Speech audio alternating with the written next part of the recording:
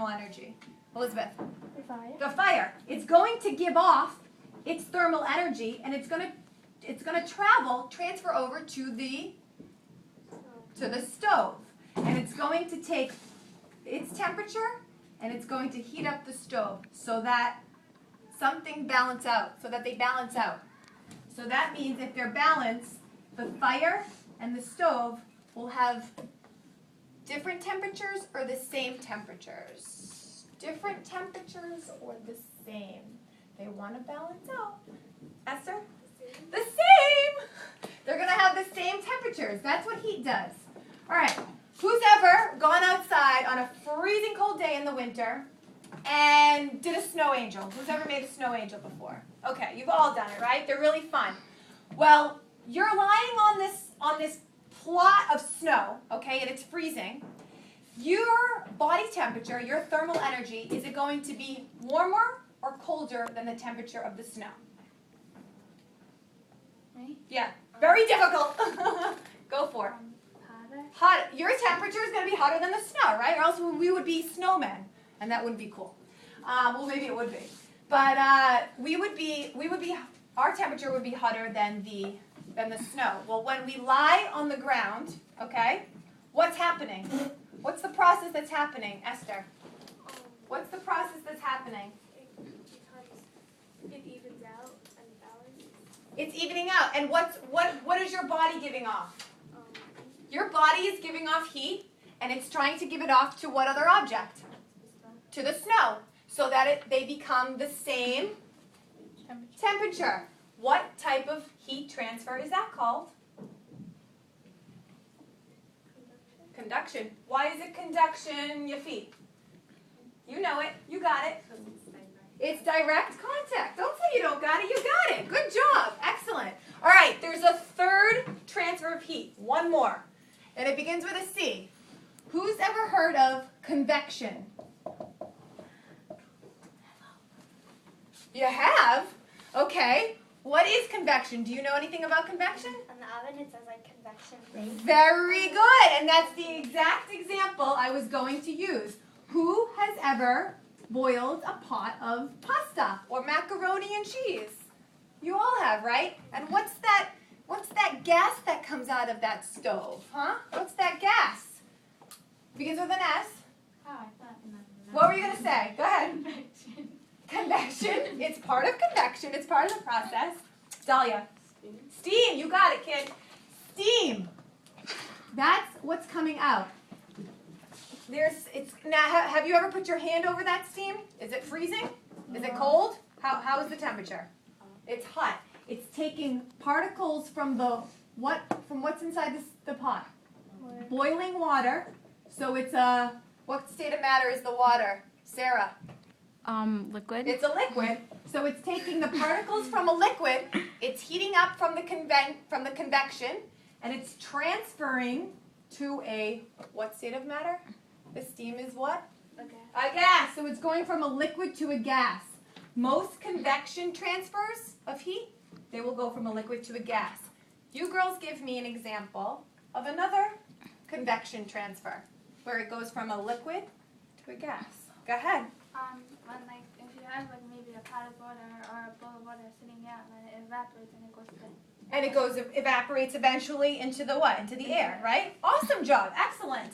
Or even think of something that's not water.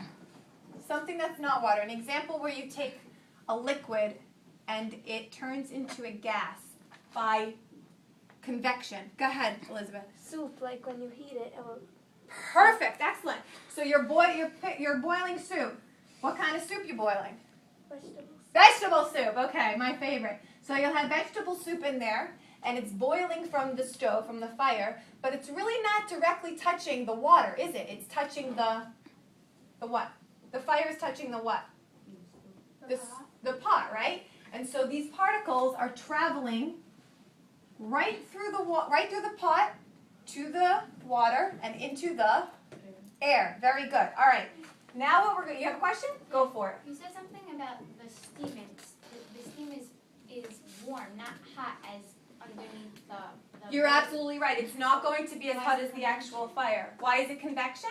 Yeah, if it's not the same, because you said it has to have balance, but it's not the same balance because under it it's much hotter. That's an excellent point. Very good. Why is it still considered convection? Why is there still a transfer of heat? Because it's still running the ice. It's trying to balance out, right? The water before the stove was turned on, it was what?